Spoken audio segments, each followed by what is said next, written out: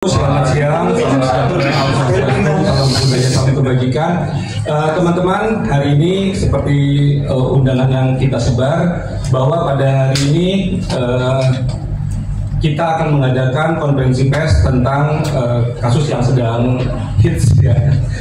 Hari ini tim pengacara Kang Emil, Kang Ridwan Kamil, ada Bang Muslim Butar-Butar akan menyampaikan seperti apa perkembangan terakhirnya.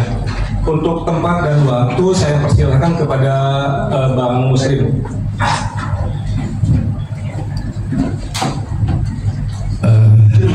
Assalamualaikum warahmatullahi wabarakatuh. Waalaikumsalam. Sebelumnya saya ucapkan terima kasih telah izin, mohon maaf lahir dan batin. Terima kasih teman-teman media semuanya yang telah hadir, teman-teman media yang saya hormati. Holding statement yang kami sampaikan pada hari ini tentu bertujuan pertama mencegah disinformasi yang lebih lanjut yang dapat merugikan para pihak. Yang kedua, menyampaikan langkah hukum apa yang kami ambil mengenai adanya kasus ini, kemudian menegaskan posisi hukum terkait kasus ini, kemudian memberikan klarifikasi. Itu tujuan daripada holding statement kami. Nah, baik teman-teman, kami bacakan holding statement tim hukum Ridwan Kamil. Mudah-mudahan tim holding statement ini mampu menjawab semua hal-hal yang ada di media sosial sehingga bisa selesai dengan baik. Satu, menindaklanjuti perkembangan isu mengenai klaim pihak tertentu yang mengaku memiliki anak dari klien kami, dari Bapak Ridwan. Kami ingin menegaskan bahwa klien kami telah membantahnya, menyampaikan bahwa klien kami tersebut, klaim tersebut tidak benar dan merupakan fitnah yang keji. Itu yang pertama. Yang kedua, oleh karena itu kami menegaskan bahwa segala bentuk tuduhan yang beredar saat ini harus disikapi dalam konteks koridor hukum, bukan sekedar opini publik yang dapat menyesatkan. Ketiga, ini yang penting, terkait adanya permintaan tes DNA. Seyogianya dilakukan sebagai implikasi dalam proses hukum yang berlaku. Tes DNA bukan sekedar tuntutan sepihak, melainkan harus berdasarkan perintah pengadilan dalam gugatan perdata atau dalam proses penyidikan permintaan penyidik. Kami siap mengikuti prosedur hukum yang sah untuk memastikan kejelasan dan kepastian hukum dalam kasus ini. Namun demikian, ini kami mau dicatat. Namun demikian, jika kedua belah pihak, Pak Ridwan Kamil dan LM, meminta atau menjalankan tes DNA sepakat tanpa perintah pengadilan, saya tegaskan, kalau sepakat tanpa perintah pengadilan, maka Ridwan Kamil siap melakukan tes DNA kapanpun dibutuhkan dengan mengajukan permohonan ke DVI Mabes Polri. Jadi itu kami garis bawahi ya. Keempat, tes DNA hanya salah satu bukti ilmiah yang tentu wajib didukung bukti-bukti lain, saksi dan dokumen lainnya. 5, oleh karena itu kami mengajak semua pihak menahan diri dari spekulasi yang dapat memperkeruh situasi serta menghormati upaya-upaya penyelesaian masalah ini melalui jalur hukum. 6, kami selaku kuasa hukum telah menyampaikan tanpa mengurangi rasa hormat agar pihak yang mengklaim isu dimaksud untuk menyampaikan bukti-bukti otentik tersebut, karena negara kita ini negara hukum. Menjadi sangat terhormat apabila pihak-pihak dapat bertindak secara adil dan bermartabat melalui upaya hukum. Ketujuh, kami kuasa hukum sangat menghormati klaim apapun dari yang ditujukan oleh pihak LM kepada klien kami. Namun sekali lagi kami tegaskan harus dengan cara-cara yang bermartabat melalui sarana hukum, proses hukum, bukan lewat penggiringan opini. Kedelapan, klien kami memiliki hak upaya hukum terhadap pihak manapun yang telah merugikan klien kami dengan penyebaran isu yang tidak benar dan fitnah. Kami percaya semua menghormati hukum. Kesembilan, kami sangat menyadari klien kami maupun pihak yang mengajukan klaim tidak mendasar kepada klien kami dan sudah seharusnya semua menghormati proses hukum dan putusan pengadilan nantinya. Terakhir, 10, Pak Ridwan Kamil berharap proses hukum maupun nantinya secara mandiri, kalau kedua belah pihak sepakat, akan mengakhiri semua konflik atau polemik yang ada dan menjadi upaya terakhir yang adil dan martabat dan memberikan kepastian hukum bagi semua pihak.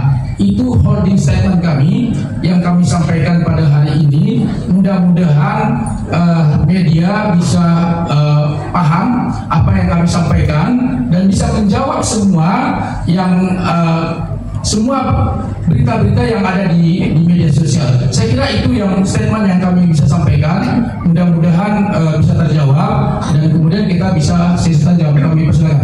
Oke, kita akan buka sesi pertanyaan. Untuk sesi pertama kita buka 3 pertanyaan dulu. Tolong teman-teman sebutkan nama dan medianya ya. Ini yang paling. Langsung aja Bang. Yuk. Abid dari Kumparan Bang. Kumparan Abid. Bang, jadi tadi kan diomongin soal upaya-upaya hukum, tapi nggak dijelasin apakah ini udah dari RK-nya sendiri ada upaya hukumnya tuh apa gitu? Apakah melaporkan ke polisi atas pencemaran nama baik atau gimana gitu? Udah ada belum sih? Kalau emang belum, kenapa enggak Bang? Apakah emang ada hubungan antara Pak RK dengan wanita ini gitu? Terus saya mau nanya juga ini soal responnya Ibu Atalia itu setelah mengetahui ini ada nggak sih Bang kayak respon-respon yang diberikan oleh Ibu Atalia? Dan juga terakhir mungkin Bang soal adanya biaya pendidikan yang diberikan RK kepada wanita ini, itu kenapa memberikan biaya pendidikan Bang? Emang apakah wanita ini berhak mendapatkannya gitu atau gimana Bang? Itu aja sih Bang. Terima kasih. Oke, langsung jawab aja. Baik, mengenai tadi pertanyaan apakah ada hubungan RK dengan LM? Pak RK sudah menjawab dan sudah membantah secara tegas. Jadi saya tidak perlu ulang lagi Pak, karena beliau sudah bantahnya. Kemudian mengenai Ibu Atalia, hubungan Bapak dengan Ibu Atalia, sampai saat ini hubungannya baik-baik saja. Kedua belah pihak, ibu maupun bapak, menjalani rumah tangga dengan baik, dengan harmonis. Ibu Atalia menghormati proses hukum yang ada, kemudian memberikan support kepada bapak. Jadi kalau ada polemik-polemik yang di luar yang berasumsi spekulatif, tolong supaya itu tidak disampaikan. Kenapa? Karena bapak dengan ibu sampai saat ini menjalani proses ini dengan baik, dengan tenang, karena ini adalah ujian. Tidak ada rumah tangga yang tidak ujian. Saya, teman-teman semuanya pasti punya ujian, punya masalah dalam rumah tangga. Tinggal masalahnya itu berat atau kecil. Nah, ini kemungkinan ini besar masalahnya. Nah, tinggal ujian ini dihadapi dengan tenang dan ibu dan bapak menghadapinya dengan tenang. Kira-kira begitu jawabannya. Jadi Bu Atalia juga nggak percaya dengan tuduhan ini Pak? Sampai saat ini Ibu Atalia tidak percaya dengan tuduhan ini. Oke. Saya kira gitu. Nah, soal pendidikan, biaya pendidikan. Gimana? Pendidikan Itu tidak ada. Ya. Jadi saya komentar tidak ada ya. Oke, jadi artinya membantah kalau Pak RK pernah memberikan. Tidak ada. Nah Pak, kalau emang nggak ada hubungan itu, kenapa nggak lapor polisi Pak?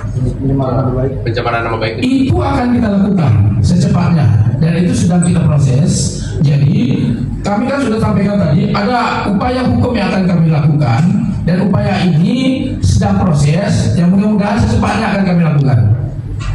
Bang, oke, Bang, izin Bang. Ya, Fikri dari Hospice Indosiar. Bang, kalau Abang tadi kan bercerita bahwa hubungan antara Pak Eka dan Bu Cinta itu tidak ada masalah. Tetapi kenapa pada saat Lebaran diduga mereka berpisah? Sholat idnya di tempat yang berbeda. Itu yang pertama ya Bang. Yang kedua Bang, terus ini meluruskan aja Bang, itu benar mereka sudah berpisah rumah, pisah ranjang atau seperti apa? Dan yang terakhir Bang, anaknya sendiri itu Lebaran di luar negeri. Apakah karena memang dia malu dengan gosip yang beredar tentang bapaknya atau gimana Bang? Itu aja Bang. itu kita bantah soal yang berbeda biasa. Jadi bukan berarti indikasi soal yang berbeda rumah tangganya hancur, itu nggak ada. Jadi kalau soal berbeda ya mungkin jalan satu sana itu sesuatu yang wajar. Saya pun dengan istri saya soalnya berbeda. Jadi itu nggak ada masalah, Mas. Jadi indikasinya bukan karena soalnya berbeda maka rumah tangganya bermasalah. Itu sama sekali tidak benar. Termasuk dengan anak juga seperti itu. Ya, ada lagi pertanyaan? Oke, Bang, mungkin terkait dari kan bisa dibilang kan Pak RK sendiri kan menampik bahwa adanya hubungan terhadap LM sendiri. Nah, LM sendiri beberapa waktu lalu sempat memberikan beberapa bukti-bukti di story-nya dan juga adanya bukti rekaman permintaan sejumlah uang juga, itu mungkin seperti apa, Bang? Terkait narasi-narasi permintaan uang yang ada di media sosial ya kalau tidak salah ya, yang kalau salah 2 miliar atau berapa itu ya. Sekali lagi kami sampaikan, narasi-narasi yang ada di media sosial itu hoax, tidak ada. Sumbernya tidak jelas, dari mana asalnya, siapa pelakunya juga tidak ada. Jadi kalau ada permintaan 2 miliar dari LM kalau tidak salah ya kepada Pak RK disebutkan di dalam media sosial itu, sekali lagi kami tegaskan itu hoax. Apalagi yang beredar voice, narasi-narasi yang ada di media sosial itu juga hoax. Kenapa? Karena dugaan kami itu adalah penggunaan artificial intelligence. Artinya menggunakan suara dari diduga LM mungkin dengan RK, suara-suaranya kemudian dinarasikan. Nah itu juga salah satu kelemahan daripada artificial intelligence. Jadi itu adalah tidak benar. Itu jawaban kami ya. Masih. Terkait bukti-buktinya Pak yang selama ini bisa dibilang tuh di-upload dari pihak LM sendiri gimana nih Pak? Semua bukti-bukti yang disampaikan oleh LM semuanya itu kami serahkan kepada penyidik semuanya. Biar nanti penyidik yang akan melakukan pemeriksaan semuanya. Kira-kira gitu ya. Abang, itu kan di klarifikasi Pak RK disebutkan kalau beliau pernah bertemu sama wanita ini sekali ya. Itu katanya kan untuk bantuan biaya kuliah. Nah itu tuh maksudnya boleh diceritain nggak sih Bang? Itu pertemuan sebenarnya apa? Apakah wanita ini mengajukan bantuannya? Bagaimana seperti apa tuh pertemuan ini? Gimana bisa terjadi?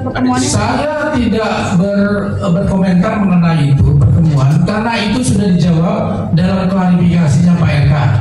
Jadi saya dalam konteks ini hanya dalam konteks konstruksi hukum. Jadi terkait dengan gosip dan segala macam itu sudah dijawab secara tegas oleh Pak RK sendiri dalam klarifikasi beliau di dalam Instagram. Jadi teman-teman bisa mencek di dalam Instagram beliau apa klarifikasi beliau terkait dengan itu. Saya kira gitu. Tapi antara keduanya kenal dari mana Bang? Gimana? Antara keduanya ini sampai bisa bertemu kenal di mana? Awal kenalnya? Terkait dengan kenal, saya kira Pak RK sudah menjawab Mas di klarifikasi. Jadi silakan dicek aja di klarifikasinya. Bang, saya pengen klarifikasi sih, masih baca gitu. Di sini masih banyak hal yang bisa dipertanyakan gitu soal permasalahan 4 tahun lalu. Di sini tidak terjawab juga permasalahan itu apa gitu.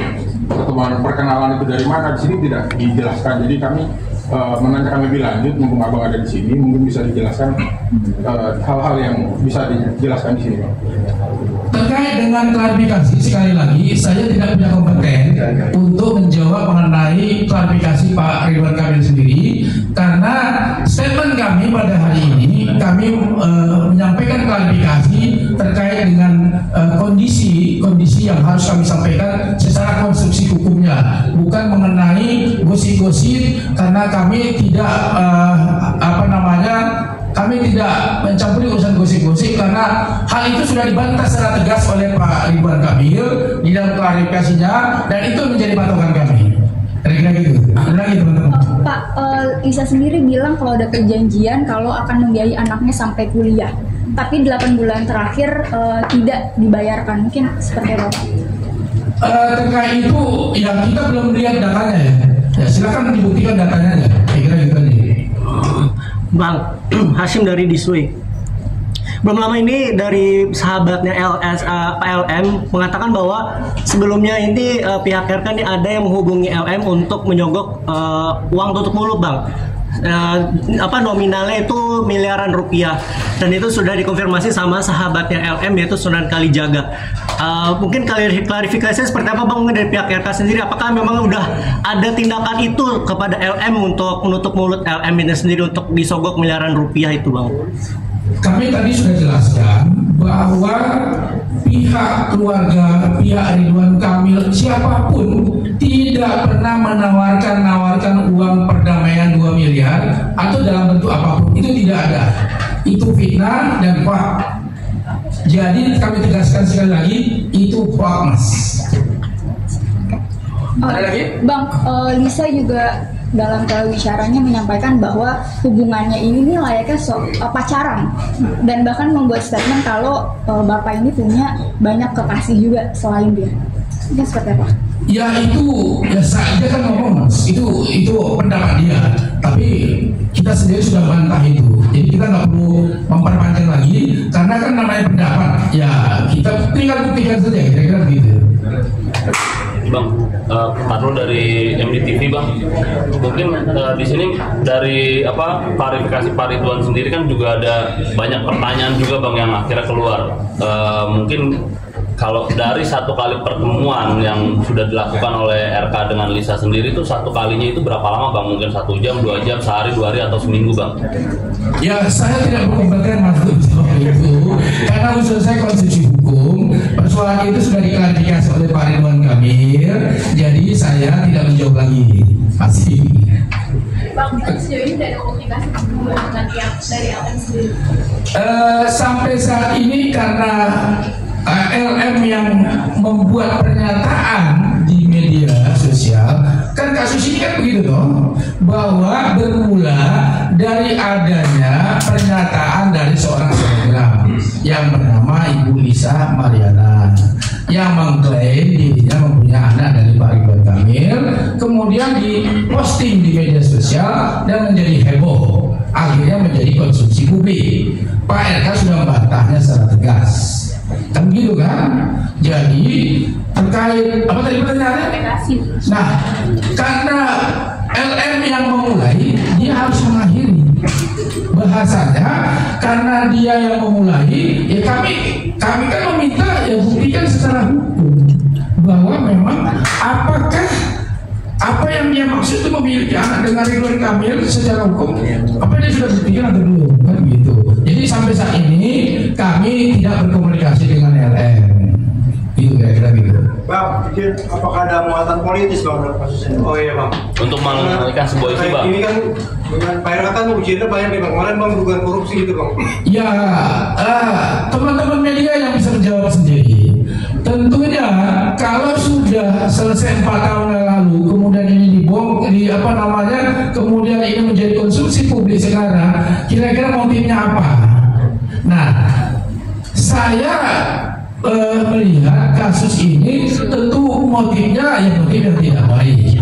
Tinggal teman-teman menerjemahkan motif yang tidak baik seperti apa. Tentu banyak, tentu ada motif politik, motif ekonomi dan segala macam. Nah itu tinggal teman-teman yang bisa menjawab itu. Yang pasti sampai saat ini ya kami melihat bahwa memang motifnya tidak baik. Bang Jun, bener gak sih pertemuan pertamanya ini terjadi di Januari awal tahun 2021 di hotel di Palembang mungkin Bang? Tidak benar, kan sudah diklarifikasi sama Pak Ridwan Kamil. Jadi monggo sekali lagi klarifikasi itu menjadi acuan. Kira-kira gitu Mbak. Bang tadi kan sempat bilang kalau akan melaporkan, tapi tadi Abang juga bilang biar penyidik yang menyelidikinya segala macam. Berarti apakah sudah ada laporan sebelumnya atau memang belum akan melaporkan Bang? Jadi gini, tentu upaya hukum akan kita lakukan. Jadi secepatnya mohon bersabar Mas. Kira-kira gitu aja. Buktinya Bang yang sudah diperlukan. Bukti-bukti kan teman-teman sudah tahu sendiri di media sosial. Nah, karena kan yang tentunya itu menjadi acuan kami juga. Teman-teman itu kok yang lihat semua postingan yang ada, dan itu juga yang menjadi acuan kami nantinya. Kira-kira begitu. Bang, terkait video syur yang ada di X gimana Bang? Yang mana? Yang di X. Video syur. Kami tidak menanggapi video yang nggak jelas. Jadi tolong dicatat bahwa yang tidak jelas kami nggak menanggapi. Terima kasih. Bang, mungkin apa penilaian RK buat ngasih bantuan ke LM sih? Gimana? Penilaian RK buat ngasih bantuan ke LM. Apa yang dilihat RK bisa ngasih bantuan ke LM? Kabarnya ada bantuan dari partikulir. Dalam rangka apa gitu Bang?